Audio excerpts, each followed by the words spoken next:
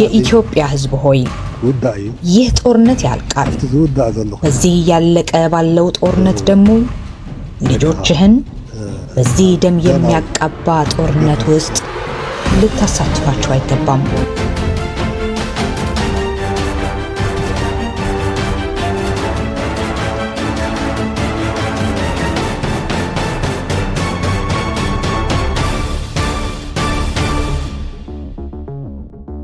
ጀነራል ታደሰ ወረደ በቁም እስር ላይ ናቸው።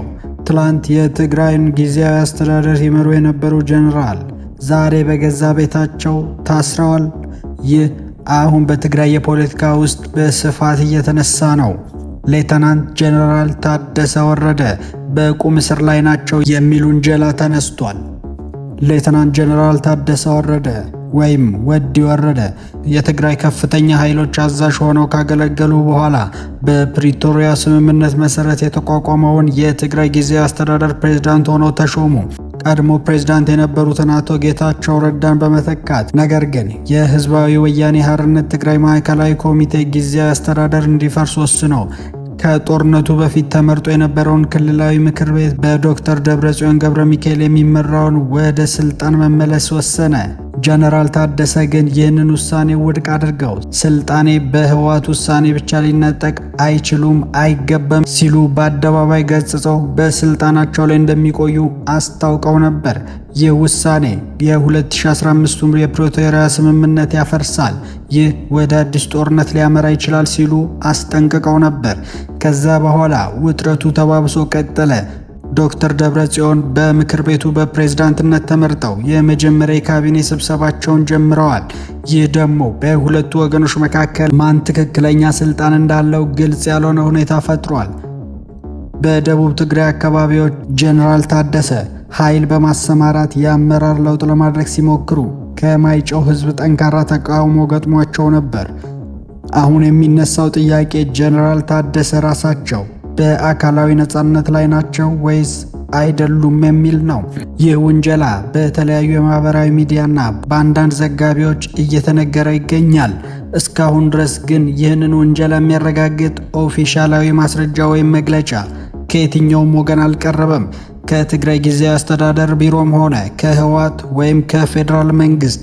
ይህ አሻሚነት በራሱ በትግራይ ውስጥ ስላለው ወቅታዊ የስልጣን ሽኩቻ ጥልቀት ብዙ ይናገራል። ማን ትክክለኛ ስልጣን እንዳለው እንኳን በግልጽ የማይታወቅ ደረጃ ላይ መድረሱን ያሳያል። እውነታው እስኪረጋገጥ ድረስ ይህ ጉዳይ በጥንቃቄ መመልከት ያስፈልገዋል። ገና ግልጽ ያልሆነ ክስተት ሆኖ ይቀጥላል። ሁለት ወገኖች አንድ ወንበር ሲፈልጉ የፉክክር ቤት ሳይዘጋ ያድራል እንዲሉ ማን ስልጣን እንዳለው ብቻ ሳይሆን ማን እውነቱን እንደሚናገር እንኳን ግራ ያጋባል። ለትግራይ ህዝብም ይህ አለመረጋጋት ብቻውን አዲስ ስጋት ይፈጥራል። ከጦርነት ያገገመ ክልል ወደ ዳግም አለመረጋጋት እንዳያመራም ያሰጋል።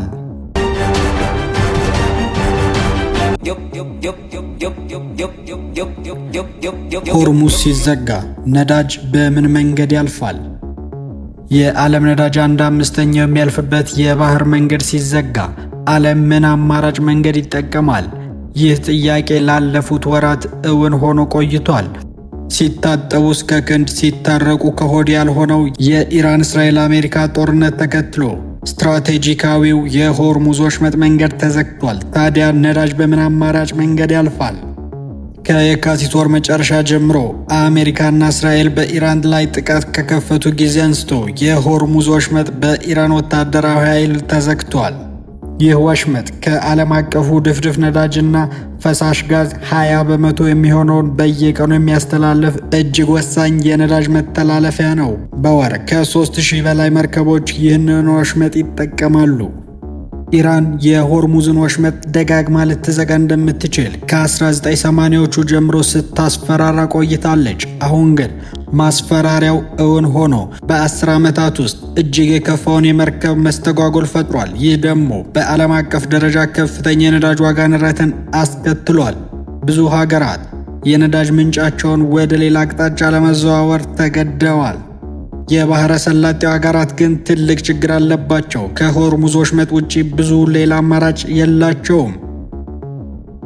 ሁለት አገራት ብቻ፣ ሳዑዲ አረቢያና የተባበሩት አረብ ኤሚሬትስ።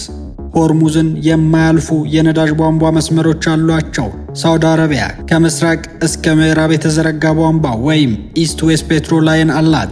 ከአረቢያ ምድር አቋርጦ ወደ ቀይ ባህር ወደብ ያንባ ድረስ ይዘልቃል። ይህ ቧንቧ በአስቸኳይ ጊዜ እስከ 7 ሚሊዮን በርሜል ነዳጅ በቀን የማጓጓዝ አቅም አለው። የተባበሩት ኤምሬትስ ደግሞ የአቡዳቢ ድፍድፍ ነዳጅ ቧንቧ ከሀብሻን ወደ ፋይጃራ ወደብ የሚዘልቅ መስመር አላት። ይህ ደግሞ ከ1.5 እስከ 1.8 ሚሊዮን በርሜል የማጓጓዝ አቅም አለው። ይህ ማለት ግን ሁለቱ ቧንቧዎች ተደምረው ከ3.5 እስከ 5.5 ሚሊዮን በርሜል ብቻ ማጓጓዝ ይችላሉ። ከሆርሙዝ ወሽመጥ በኩል ግን የሚያልፈው 20 ሚሊዮን በርሜል ጋር ሲነጻጸር እጅግ በጣም ትንሽ ነው። ችግሩ ግን ከዚህም የከፋ ነው። ኢራን ራሷ እነዚህን አማራጭ መስመሮች ኢላማ አድርጋለች። ሚያዝያ ወር ላይ የሳውዲውን ምስራቅ ምዕራብ ቧንቧ በማጥቃት የነዳጅ ፍሰቱን በ700 ሺህ በርሜል ቀንሳለች። የፋይጃራ ወደብም በኢራን ድሮኖች ተመትቷል። ኩዌት ደግሞ ሳውዲንና ኤምሬትስን አንቺ ምን አለብሽ፣ ሁለት አባት አለሽ፣ አንዱ ቢሞትብሽ በአንዱ ትመያለሽ እያለች ይመስላል። ምክንያቱም ኩዌት ከጦርነቱ በፊት 2 ሚሊዮን በርሜል ትልክ የነበረው ነዳጇን ሙሉ በሙሉ በሆርሙዝ ወሽመጥ ብቻ ነበር የሚያልፈው። አሁን ምንም አማራጭ የቧንቧ መስመር የላትም። የተባበሩት አረብ ኤምሬት በበኩሉ ምስራቅ ምዕራብ 1 የተባለ አዲስ ቧንቧ በፍጥነት እየገነባች ነው። በ2027 ስራ ሲጀምር የፋጃይራን ወደብ የመላክ አቅም በእጥፍ ያሳድገዋል።